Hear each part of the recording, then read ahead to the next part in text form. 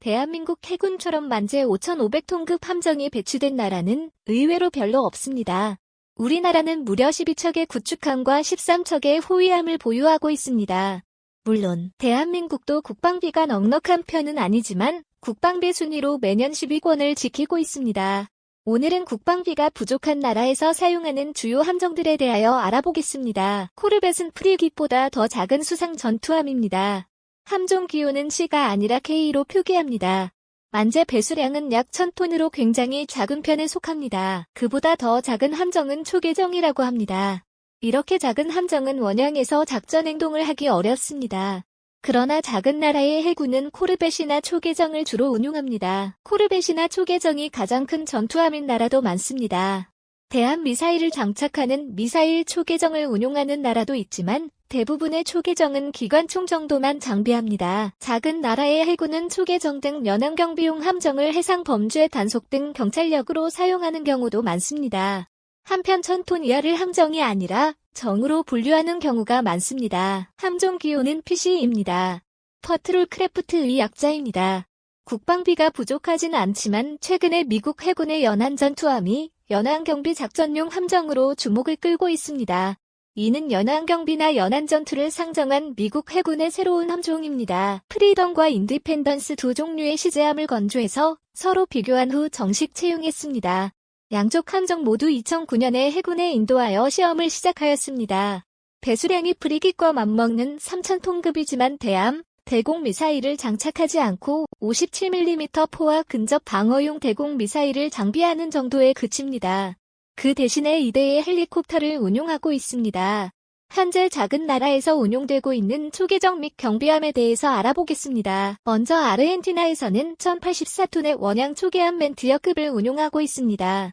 또한 호주, 인도네시아, 파푸아뉴기니에서는 만재 146톤의 어택급 초계정을 운용하고 있습니다. 프랑스와 모로코에서는 프로레알급 호위함을 운용하고 있으며 만재는 2950톤입니다. 호위함 및 프리깃으로 분류되는데 무장은 다른 나라에 비해 강력한 편입니다.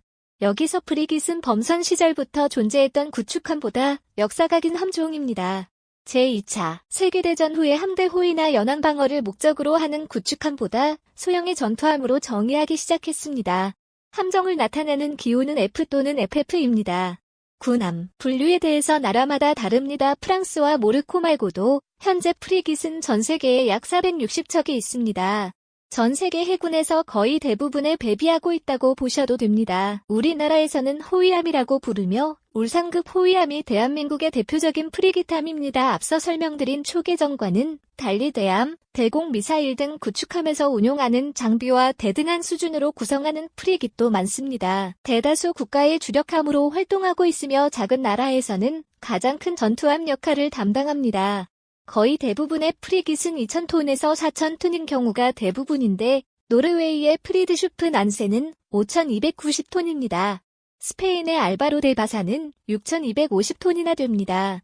이 정도면 충분히 구축함이라고 할 만도 한데 굳이 프리깃으로 분류합니다. 네이토를 중심으로 한 유럽의 해군이 성능과 크기가 충분히 큰 구축함을 프리깃으로 분류하는 이유는 프리깃을 네이토 해군의 표준 수상 전투함으로 하려는 경향이 있기 때문입니다. 따라서 지금은 배수량의 차이로 구축함과 프리깃을 구별하려는 경향은 줄어들고 있습니다.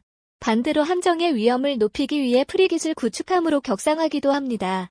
파키스탄 해군이 영국에서 중고로 구입한 6척의 21형 프리깃, 만재 배수량 3360톤, 은 함종을 구축함으로 변경했습니다.